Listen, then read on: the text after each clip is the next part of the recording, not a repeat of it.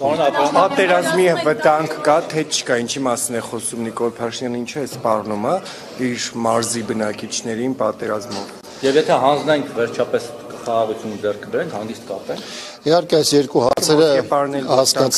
ես հասկացա հարցը, ձեր երկու հարցերն է բնականաբար իրար փոխկապակցված են։ Տեսեք, եթե նկատել եք, ձեր համար որ համոզված եմ, որ ակնհայտ է, որ Հայաստանյան իշխանության հիմնական քաղաքական վարքագծային առանձնահատկություններից մեկը այն է, որ բոլոր խնդրարույց իրավիճակներում, երբ որ տեսնում է, որ կա հանրային ճնշում, հանրային անհամաձայնություն, առաջ է բերում այս շանտաժի էլեմենտը, որը տարբեր փուլերում աշխատացրել է, այդ թվում նաև 21 թվականի ընտրական գործընթացների շրջանակներում, եւ ակնհայտ է դարձել, որ իր անզորությունը, իր հանձնման քաղաքականությունը պարտակելու շրջանակներում առաջ է բերվելու պատերազմական շանտաժը, բայց նույն տրամաբանության, ինչպես դա եղել է նաև տարբեր այլ իրավիճակներում անցյալում, այսօր, վաղը, 1 ամիս հետո, 1, 2, 3 տարի հետո իշխանությունը կարող է նաև այլ տարածքների եւ այլ զիջումների հետ կապված, ինչպես նաև օրինակ սահմանադրության դեպքում է առաջ բերել ադրբեջանական շանտաժի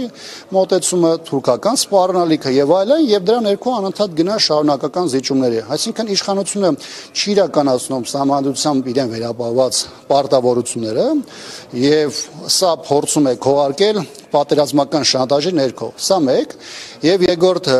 Արդյոք այս տարածքների հանձնումը 4 կամ 4+4 այդ բանաձևի շրջանակներում խաղաղություն է ապահովելու Հայաստանի Հանրապետությանը, միանշանակ ոչ,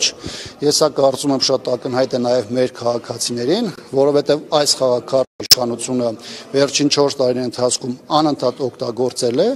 Հայաստանը գնացել է նոր զիջումների եւ ստացել է նոր սպառնալիքներ եւ նոր պատերազմ։ Պարոն Աբրամյան, բայց ասում եք տանք, որ լեգիտիմացնենք մեր պահանջները Ադրբեջանից, երաշխավորված չէ իհարկե որ պատերազմ չի լինի, բայց այդ դեպքում մեր պահանջները կլինեն լեգիտիմ։ Գոնե մենք մեր համանագծին կկանգնենք, ասենք մենք մեր տեղում ենք։ Ավելի մեծ դատարկաբանություն ինքս չեմ լսել,